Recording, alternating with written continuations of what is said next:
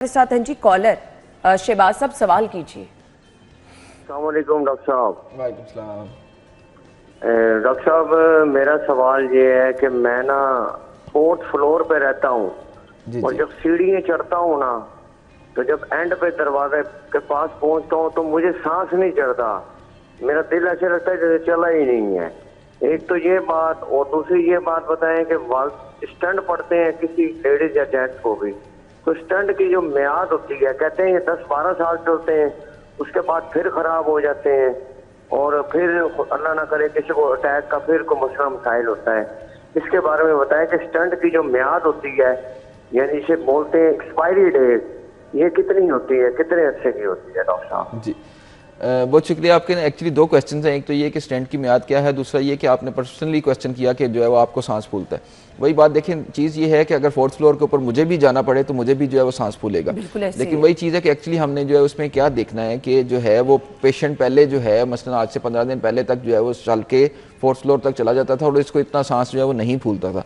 अब जो है वो हमारे सिम्टम उससे जो है वो वर्सन हुए हैं। मसलन ये कि अब जो है वो मुझे 2nd फ्लोर तक ही जाके जो है वो मुझे जो है वो सांस फूलना जो है शुरू हो गया। तो ये चेंज इन सिम्टम जो है वो हुआ, इसमें जो है वो वर्सनिंग हुई, तो वो जो है वो हमारी सिग्निफिकेंट होगी और उसमें फिर हमें जो है वही बात के फर्दर जो है वो फिजिकली मुआयना जो है वो बाय डॉक्टर, क्वालिफाइड डॉक्टर से जो है वो हमें मुआयना करना जो है उस पर ज़रूरी होगा।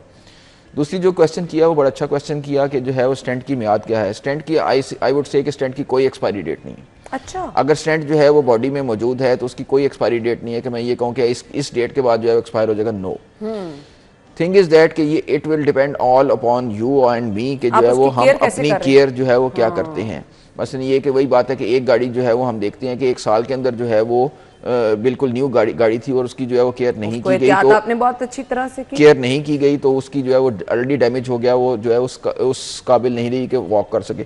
और एक गाड़ी जो है वो इसी तरीके से है जैसे जो है वो ऑलमोस्ट 20 ईयर्स के बाद भी जो है वो बिल्कुल ब्रांड न्यू 0 मीटर होती है।